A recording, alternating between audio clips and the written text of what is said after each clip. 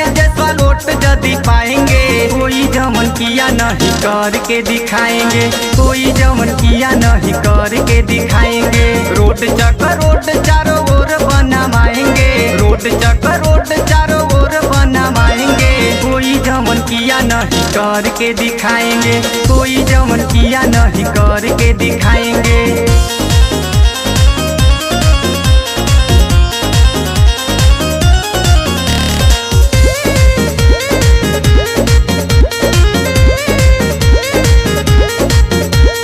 करेंगे विकास सब ब्लाक के भाई, करेंगे विकास सब ब्लाक के भाई। हक बदे लड़ेंगे जब सत्ता हाथे आई,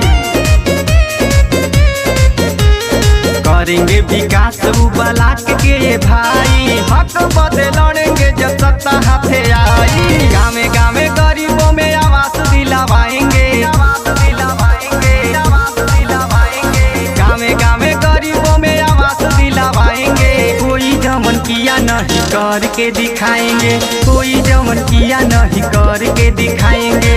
राकेश जायसवाल जिंदाबाद, जिंदाबाद जिंदाबाद सुधा जायसवाल जिंदाबाद, जिंदाबाद जिंदाबाद।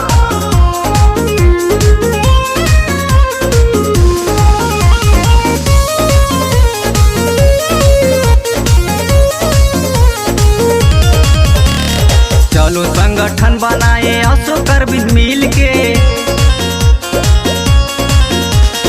चलो संगठन बनाए अशोक सोनू मिल के। मुर्गा दारू पे न जाना सोचो जरा दिल से, चलो संगठन बनाए अशोक अरविंद मिल के। मुर्गा दारू पे न जाना सोचो जरा दिल से। नारी के सुरक्षा खातिर शौचालय बनवाएंगे, शौचालय बनवाएंगे, शौचालय बनवाएंगे। नारी के सुरक्षा खातिर शौचालय बनवाएंगे। कोई जमन किया नहीं करके दिखाएंगे, कोई जमन किया नहीं करके दिखाएंगे।